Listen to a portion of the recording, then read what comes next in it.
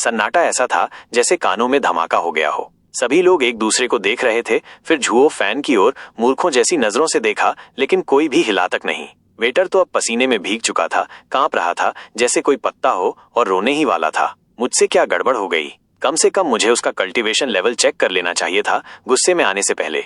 अब जाकर उसे समझ आया कि उसका बोन टेम्परिंग कल्टीवेशन इतना भी नहीं था कि वो झुओ फैन का स्तर देख पाए, यानी सामने वाला उससे कई गुना ऊपर था। रेस्टोरेंट के सारे लोग झुओ फैन को ऊपर से नीचे तक देखने लगे, फिर अपनी किस्मत को कोसने लगे।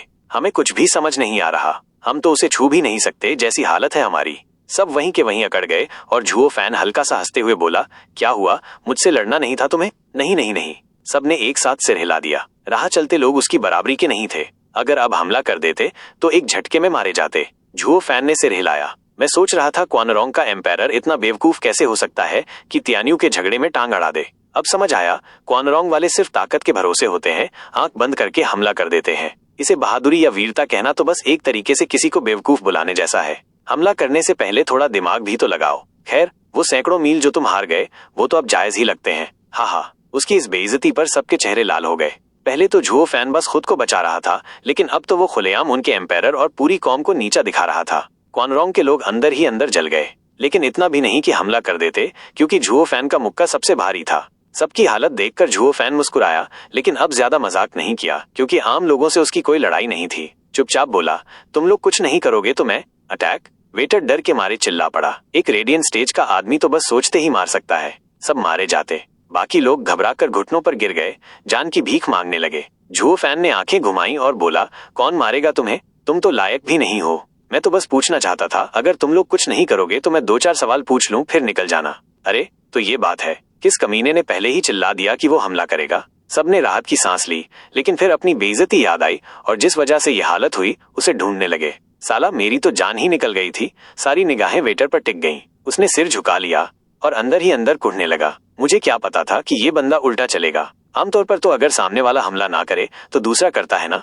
लोगों की घूरती नजरों को नजरअंदाज करते हुए झुओ फैन बोला, वेटर, तुझसे ही पूछता हूँ, तू जो लड़ाई की बात कर रहा था वो किसके साथ हो रही है? आपको नहीं पता? वेटर हैरान रह गया। झुओ फैन ने आंखें घुमाई और गुस्से में बोला, तो फिर पूछ क्यों रहा हूँ मैं? हाँ, सीनियर ने तुमसे सवाल किया है और तुम बहस कर रहे हो। जल्दी जवाब दे दे, इससे पहले कि सीनियर नाराज हो जाए। वेटर, ज्यादा बात मत बना, जवाब दे। रेस्टोरेंट के सारे लोग उस पर चिल्लाने लगे और उसे नीचा दिखाने लगे। हरामी लोग, 1 सेकंड पहले तक मेरे साथ देशभक्त थे, अब एकदम से इस तियान्यू वाले के चमचे बन गए। एक रेडियंट स्टेज के सामने कुछ नहीं बोल सकते तो वेटर पर ही निकाल रहे हो गुस्सा? झुओ फैन ने भौहें तानी और सबको घूरा तो सब चुप हो गए। वेटर झुककर बोला, सर, हम लोग तियान्यू से युद्ध कर रहे हैं। आप भी तियान्यू से हो तो मुझे लगा आपको पता होगा। फिर से लड़ाई शुरू हो गई? किस लिए? कब से? करीब 1 महीना हो गया। सुना है हमारे सम्राट को गार्डियन सेक्ट का पूरा समर्थन मिला है और उन्होंने हमारी जमीन वापस लेने की कसम खा ली है। साथ ही 8 साल पहले जो गलती हुई थी उसे सुधारने के लिए बॉर्डर पर मार्शल लॉ लगा दिया गया है, ताकि कोई तियान्यू का जासूस अंदर ना आ सके। इसलिए जब आपने देशभक्ति में डूबा वेटर ये भूल गया कि वो क्या बोल रहा था और किसके सामने बोल रहा था, तो उसने तुरंत चुप हो जाना ही बेहतर समझा। दिमाग गड़बड़ था क्या जो ऐसे बंदे को रिपोर्ट देने लग गया? ये हो सकता है। घबरा मत, मैं कोई जासूस नहीं हूँ। झुओ फैन मुस्कुराया। कभी किसी जासूस को खुद को सबके सामने उजागर करते देखा है? वैसे भी जो तूने अभी तक बताया वो तो सबको पता है। मैं तो सालों से तियान्यू से दूर था, अब वापस जा रहा हूँ, इसलिए कुछ नहीं पता था। वेटर ने चैन की सांस ली। चलो, देश तो नहीं बेचा मैंने। झुओ फैन ने गहराई से सोचा, यहाँ कुछ गड़बड़ है। मैं लुओ क्लान की ताकत देख चुका हूँ और क्वानरोंग के पास इतनी हिम्मत नहीं कि वो तियान्यू पर हमला करे। और बीस्ट टेमिंग सेक्ट अगर उनका साथ दे भी रहा है तो वो तो एक ही सेक्ट है, जबकि सामने 3 सेक्ट हैं। मतलब कोई अंदर खाने सौदा हुआ है क्या? आप क्या कह रहे हैं सर? वेटर ने हैरानी से पूछा। झुओ फैन ने हाथ घुमाया। कुछ नहीं, तुझसे मतलब नहीं है। क्वानरोंग तो वैसे भी हार जाएगा। हाँ, एक और बात पूछनी थी। हाँ, तुम्हारे यहाँ कोई ऐसी जगह है जहाँ का नजारा बेहद शानदार हो? नजारा? वेटर तो जैसे समझ ही नहीं पाया। लोग भी चकरा गए। उसने सिर हिलाया। सर, क्वानरोंग ऐसी जगह नहीं है जैसे तियान्यू। यहाँ सब सूखा सूखा है, तो नजारा कहाँ से मिलेगा? अगर आपको सैर करनी है तो तियान्यू जाइए, वहाँ हर तरफ हसीन नजारे हैं। तो फिर कोई खतरनाक पहाड़ वगैरह है? कोई ऐसा इलाका जहाँ जानवर अक्सर गायब हो जाते हों? झुओ फैन की आंखें सिकुड़ गईं। जहाँ विंड टनल की वजह से स्पिरिचुअल एनर्जी इकट्ठा होती है, वहाँ जरूरी नहीं कि कोई जन्नत बने। वहाँ का माहौल बिल्कुल उल्टा भी हो सकता है, असली खतरे की जगह हो सकती है। वेटर अब भी कंफ्यूज था। सर, आपने ऐसा कहाँ सुना? हमारे यहाँ सब सूखा जरूर है, पर ऐसा नहीं है कि जहर भरी जमीन हो, वरना हम लोग कब के मर गए होते। झुओ फैन ने माथा सिकोड़ लिया और सोचने लगा, क्या वो बूढ़े ड्रैगन के सेंस गड़बड़ थे जब उसने नक्शा बनाया था? यहाँ तो विंड टनल का कोई नामो निशान नहीं है। इसका मतलब बाकी जगहें भी गलत हो सकती हैं। इतने बड़े इलाके में मैं कैसे ढूंढूं 8 विंड टनल्स? झुओ फैन उलझन में था। वेटर और बाकी लोग सांस तक नहीं ले रहे थे। डर था कि कहीं वो गुस्से में ना आ जाए और मार डाले। सब उसके अगले शब्द का इंतजार कर रहे थे। मालिक कहाँ है? इस भारी माहौल में सबने सिर घुमाया। तभी कुछ भारी कदमों की आवाज आई और 2 हट्टे कट्टे लोग अंदर दाखिल हुए, बढ़िया कपड़े पहने हुए, और उनकी कद काठी साफ बता रही थी कि वो पीक प्रोफाउंड हेवन स्टेज के कल्टीवेटर हैं। छठे राजकुमार ने ये जगह बुक की है, सब बाहर निकलो। वो दोनों आदमी छाती ताने खड़े हो गए। चेहरे पर घमंड और अकड़ थी, लेकिन उन्हें नहीं दिखा कि यहाँ बाकी लोग घबराए हुए थे। सब चुप रहने का इशारा कर रहे थे। क्या हो गया है सबको? बहरे हो क्या? छठे राजकुमार ने ये जगह बुक की है, अभी निकलो यहाँ से। वो दोनों फिर चिल्लाए और लोग उन्हें इशारे करने लगे। उसे देख रहे हो? वो मत छेड़ो, चुप रहो, वरना सब मारे जाएंगे। लेकिन उन्हें कुछ कहने का मौका ही नहीं मिला, क्योंकि झुओ फैन की ठंडी आवाज गूंजी। कौन है ये पागल कुत्ते जो मेरे कानों में भौंक रहे हैं? तुमने हिम्मत कैसे की? वो दोनों तो इतने आदी हो चुके थे अपनी मनमानी के कि झुओ फैन की बात सुनते ही उस पर चिल्लाने लगे। कौन होता है तू छठे राजकुमार को परेशान करने वाला? बूम! उनकी बातें बीच में ही खत्म हो गईं। एक जोर का धमाका हुआ और दोनों का शरीर बस खून की बूंदों में बदल गया। झुओ फैन ने अपना मुक्का नीचे किया और सोचा, अब जाऊं तो जाऊं कहां? नक्शा तो बेकार निकला। रेस्टोरेंट के सारे लोग पीले पड़ गए। कुछ तो डर के मारे जमीन पर गिर गए। एक 8th लेयर रेडियंट स्टेज के बस एक पंच से 2 पीक प्रोफाउंड हेवन के कल्टीवेटर उड़ गए। बिना कुछ समझे ही मर गए। शरीर तक नहीं बचा। ये बंदा तो बिल्कुल भी रहम नहीं करता, और ये दोनों तो राजकुमार के आदमी थे। सबकी घबराहट और भी बढ़ गई। सब कांपते हुए झुओ फैन को देखने लगे। हुआ लायर, हुआ लशा, खत्म हुआ या नहीं? राजकुमार आने ही वाले हैं। एक बूढ़ी आवाज आई, एक सफेद दाढ़ी वाले आदमी की। उसने जैसे ही चारों तरफ खून देखा तो चिल्लाया, ये क्या खून फैला रखा है? मैंने कितनी बार कहा है मार काट मत करो। खून के बीच में दावत कैसी? और ये साफ करने में कितनी झंझट होती है। लोग उस बूढ़े को देखने लगे, लेकिन कुछ बोले नहीं। शायद उसे लगा खून हमारा ही है। काश उसे पता चलता ये उसके अपने ही लोग थे। वो बूढ़ा अंदर आया और चिल्लाते हुए बोला, हुआ लायर, हुआ लशा, बाहर निकलो तुम लोग। अरे! बूढ़ा हैरान होकर बोला, यहाँ इतने लोग क्यों हैं? छठा राजकुमार आने वाले हैं। बाकी सबने उसे दया भरी निगाहों से देखा और झुओ फैन की अगली हरकत का इंतजार करने लगे। एक राजकुमार किस गिनती में है जब सामने 8th लेयर रेडियंट स्टेज का कल्टीवेटर खड़ा हो? अगर हमने बिना उसकी इजाजत कोई भी कदम उठाया तो हम भी उन 2 की तरह उड़ जाएंगे। झुओ फैन माथा पकड़े सोच रहा था कि अब क्या करें। नक्शे से कोई फायदा नहीं हुआ और अब वो अटका हुआ है। इतना उलझा हुआ था कि उसे रेस्टोरेंट का अजीब माहौल भी समझ नहीं आया। सर! वो बूढ़ा उतना बेवकूफ नहीं था जितने कि पहले वाले 2 थे। जैसे ही उसने देखा कि सबकी निगाहें कहाँ हैं, उसने झुओ फैन को ध्यान से देखा। ओ, 8th लेयर रेडियंट स्टेज का कल्टीवेटर। वो खुद तो बस 4th लेयर पर था और राजकुमार के महल में भी ऐसा कोई नहीं था, इसलिए वो झुककर बात कर रहा था।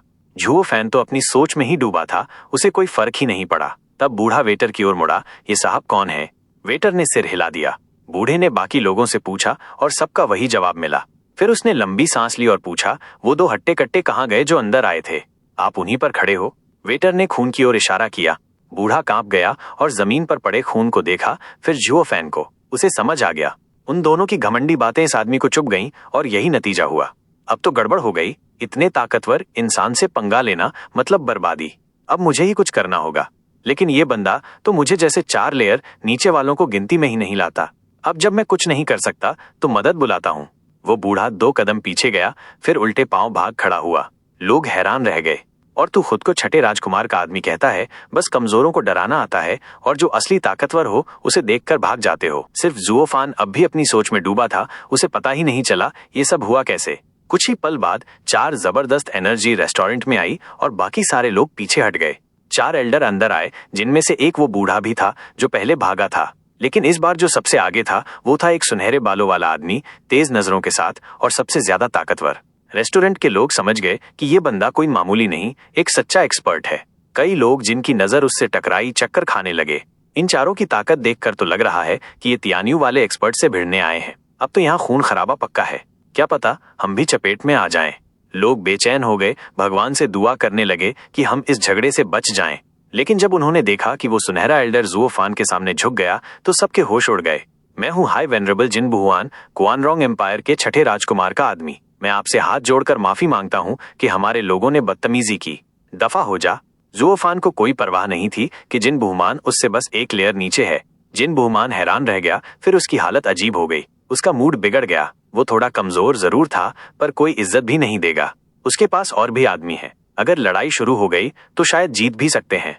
वो सफेद दाढ़ी वाला एल्डर ये बात समझता था और चिल्लाया, सर, हम सब रेडियंट स्टेज के कल्टीवेटर हैं, हम लड़ना नहीं चाहते। हम तो अपने मरे हुए लोगों की मौत भी भूल सकते हैं, लेकिन आप चाहे 8th लेयर रेडियंट स्टेज के ही क्यों ना हो, कुआनरोंग में सबसे ऊंचे आप अगर हम सबसे भिड़े तो शायद नुकसान आपका ही होगा। इंपीरियल परिवार से दुश्मनी लेना समझदारी नहीं होगी। मैं आपसे विनती करता हूं कि बात को यहीं खत्म करें और दोस्ती से निपटाएं। जिन बुहमान मुस्कुराया और सिर हिलाया। न ज्यादा झुकना, न ज्यादा अकड़ना, बस तमीज से बात की। शायद अब मामला सुलझ जाए। लेकिन अफसोस, वो एक आम रेडियंट स्टेज एक्सपर्ट से बात नहीं कर रहे थे। कोई भी बदतमीज आदमी फिर भी सुन लेता, पर जुओफान, वो तो सबसे ऊंचा और सबसे अलग था। बिल्कुल ही खाली धमकियां दे रहे हो? जुओफान हंसते हुए बोला, तुम बूढ़े लोग इतनी लंबी लंबी बकवास कर रहे हो, लगता है तुम्हारे दांत ही घिस चुके हैं। जिन बुहमान का चेहरा फड़कने लगा और गुस्से में लाल हो गया। उसने अपनी मुट्ठियां भींच लीं। साले कमीने, हम तो तमीज से बात कर रहे हैं और तू हम पर थूक रहा है। जुओफान उन्हें देखकर मुस्कुरा रहा था। उसे गुस्सा था कि नक्शा बेकार निकला और अब उसे गुस्सा निकालने के लिए कोई पंचिंग बैग चाहिए था। और वैसे ही कुछ बेचारे उसके सामने आ खड़े हुए।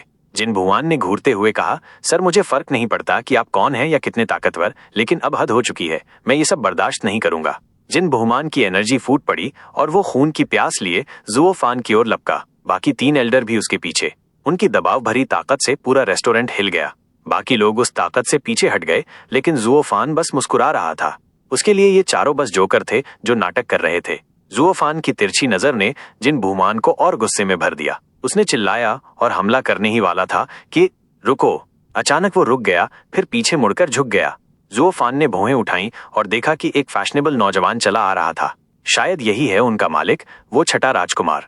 वो एल्डर को नजरअंदाज करता हुआ सीधा जुओफान की तरफ आया। उसके कदम डगमगाए, होंठ कांपने लगे। तुम? हाँ, मैं ही हूं जिसने तेरे 2 कुत्तों को मारा। अब 4 और कुत्ते आए हैं काटने, तो तुझे तो बाद में आना चाहिए था। ज्यादा दिखावा मत कर। ये सब नाटक मैं बहुत बार देख चुका हूँ, पहले इनको निपटाने दे। फिर भी मरने का मन हो तो तुझे भी रवाना कर दूंगा। झो फैन ने उसे ऐसे हाथ से हटा दिया जैसे कोई भिखारी हो। एल्डर गुस्से से पागल हो गए। वो झो फैन को चीर देना चाहते थे, लेकिन वो नौजवान तो खुशी से झूमने लगा। तो तुम झो फैन हो, तुम अब तक जिंदा हो। मैं तो तुम्हारा सबसे बड़ा फैन हूँ। हाँ, झो फैन तो बिल्कुल ही चकरा गया। तो गाइस, इसी के साथ आज का एपिसोड यहीं पर खत्म होता है। तुम मिलते हैं अगले एपिसोड में।